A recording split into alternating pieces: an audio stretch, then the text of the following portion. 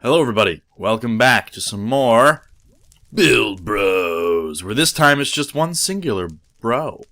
Just a build bro, not the bros. I just want to show you guys, we did a little bit of work on this interior here.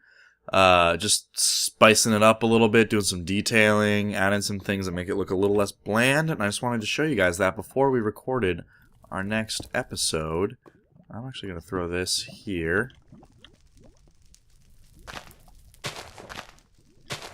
So let me try game rule do fire tick false.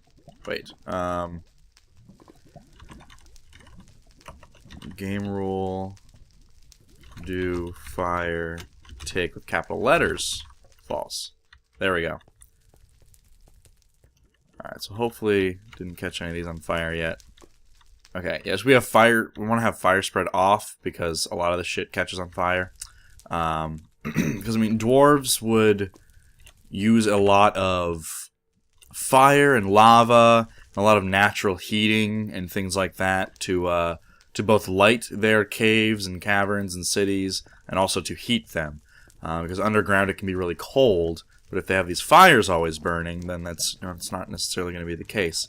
Yeah, and see, it actually burned all these as well. Bummer, bro. Okay. So to do some fixing up.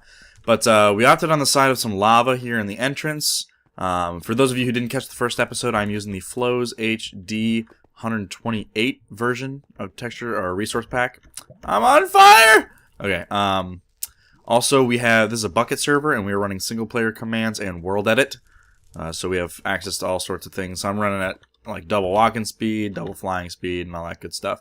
And I also have shaders running, so lots of cool things. And the shader pack that I'm using is Rudo Plays. It's really good for interiors. You'll see when we go outside, I'll switch it to just Ultra with no motion blur, because I think that looks best for outside, because there's a lot of brights, highs and lows. And then the thing that Rudo does really nice in this one is it's freaking... This one went out for some reason. Bonk. Okay. Thing that this shader pack does really well is it brings up all of the lows. It subdues a lot of the highs and brings up a lot of the lows, which is really cool.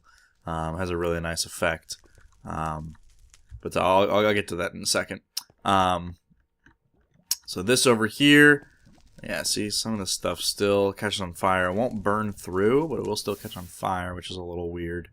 But you see we added a bunch of vines, because a lot of natural caves would have vines. We added a bunch of ores, some gravel, a little bit of clay dotting here and there just to give it some extra dimension, a little bit of extra texture to it. And Taters threw in a few of these cobwebs, which I really like. I like having just these cobwebs dotted here and there. I think it gives it kind of an ancient, old feel.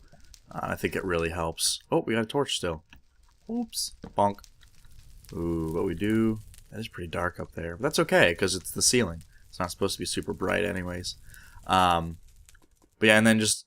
We were playing with how to incorporate some plants. Now these are cracked stone bricks, is that right? Yes, cracked stone bricks in this texture pack look like this. I think it's a really cool... kind of a modern look for a potted plant.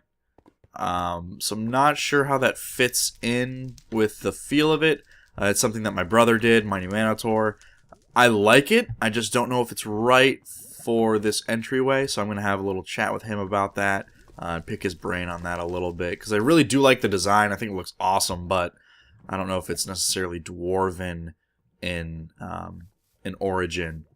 And then, down here at the bottom, so you can see we did some work adding some different heights on the logs and everything makes it feel a little bit more natural. But down here, I went ahead and cleared all of this out. Oh, shit.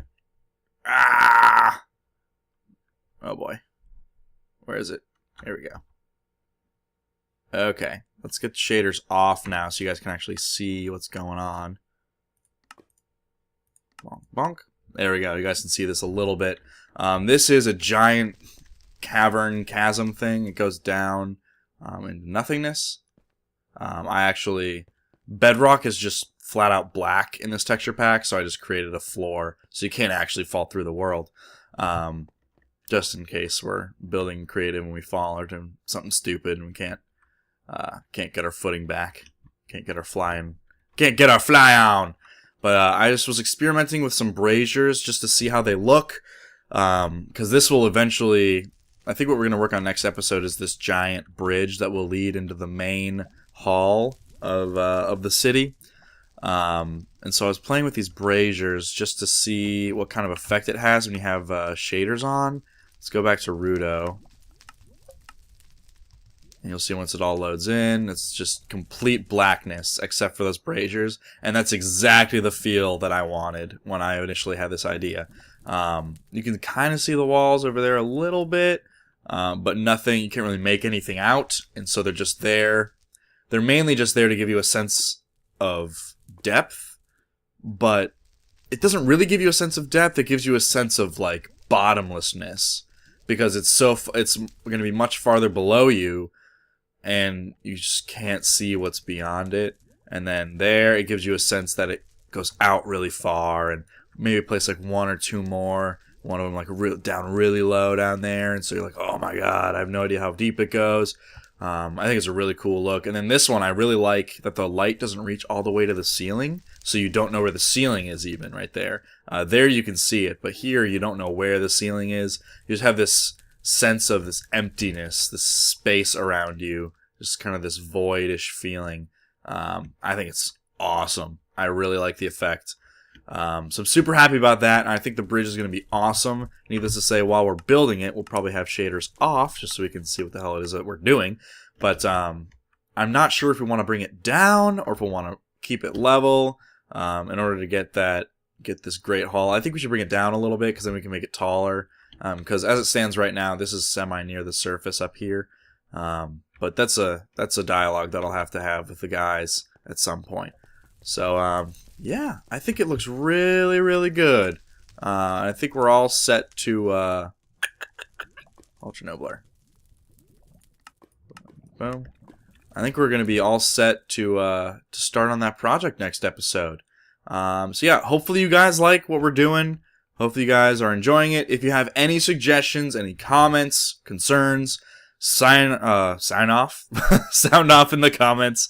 We're very, very receptive to all forms of criticism and or constructive criticism. There we go, our little light thing ticked on. And yeah, I'm so excited about this series. I think that's just such a good reveal, and I imagine at some point we'll be playing and adding a lot more to the surrounding area around this entrance, like maybe a waterfall here or there, and some stone pillars and statues and such. So, yeah, I'm really, really excited to see where the series goes. Hopefully you guys are too, and I will see you guys next time on some Build Bros. Bada boom, bada bing.